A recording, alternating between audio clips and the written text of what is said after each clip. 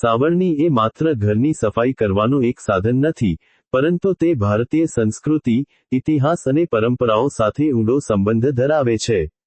માનવ સંસ્કૃતિના પ્રારંભથી જ સ્વચ્છતા માટે કોઈને કોઈ સ્વરૂપે સાવરણીનો ઉપયોગ થતો આવ્યો છે. શ્યામકુમારના નમસ્કાર.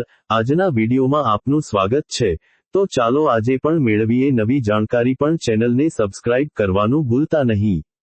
પ્રાચીન કાળમાં લોકો ઝાડની ડાળીઓ અને પાંદડાઓનો ઉપયોગ કરીને કચરો વાળતા હતા, જે સમય જતાં આધુનિક સાવરણીના સ્વરૂપમાં પરિવર્તિત થઈ છે. ભારતીય પરિપ્રેક્ષ્યમાં જોઈએ તો, સાવરણીને માત્ર એક વસ્તુ નહીં પણ દેવી લક્ષ્મીનું પ્રતીક માનવામાં આવે છે.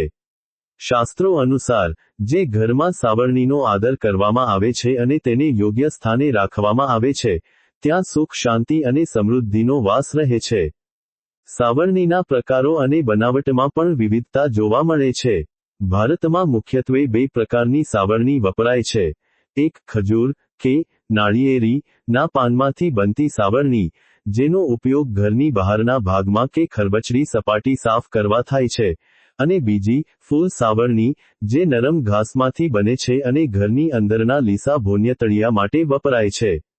આધુનિક સમયમાં હવે પ્લાસ્ટિક અને વેક્યુમ ક્લીનર્સ આવી ગયા છે, તેમ છતાં પરંપરાગત સાવરણીનું મહત્વ ઓછું થયું નથી. તે પર્યાવરણને અનુકૂળ છે અને ગ્રામીણ વિસ્તારોમાં અનેક લોકોની આજીવિકાનું સાધન પણ છે.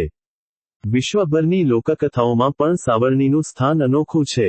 પશ્ચિમી દેશોમાં સાવરણીને જાદુગરણીઓ, વિચઝ ના વાહન તરીકે દર્શાવવામાં આવે છે, જ્યારે જાપાન અને ચીનમાં પણ સફાઈના સાધન તરીકે તેની સાથે અનેક લોકવાયકાઓ જોડાયેલી છે. ભારતમાં શીતળા માતાના હાથમાં પણ સાવરણી જોવા મળે છે, જે રોગમુક્તિ અને સ્વચ્છતાનું પ્રતીક છે. સાવરણી સાથે જોડાયેલી માન્યતાઓ અત્યંત રસપ્રદ છે. વાસ્તુશાસ્ત્ર મુજબ, સાવરણીને ક્યારેય ખુલ્લી જગ્યાએ રાખવી જોઈએ નહીં જ્યાં બહારથી આવતા લોકોની નજર તેના પર પડે. તેને હંમેશા છુપાવીને રાખવી જોઈએ, જેમ આપણે આપણા પૈસા કે કિંમતી ઘરેણાં રાખીએ છીએ. આ ઉપરાંત, સાવરણીને ક્યારેય ઊભી રાખવી જોઈએ નહીં, કારણ કે તેને અપશુકન માનવામાં આવે છે. તેને હંમેશા આડી રાખવી જોઈએ. સાવરણીને ક્યારેય પગ અડાડવો જોઈએ નહીં અથવા તેને ઓળંગવી જોઈએ નહીં, કારણ કે તે દેવી લક્ષ્મીનું અપમાન ગણાય છે.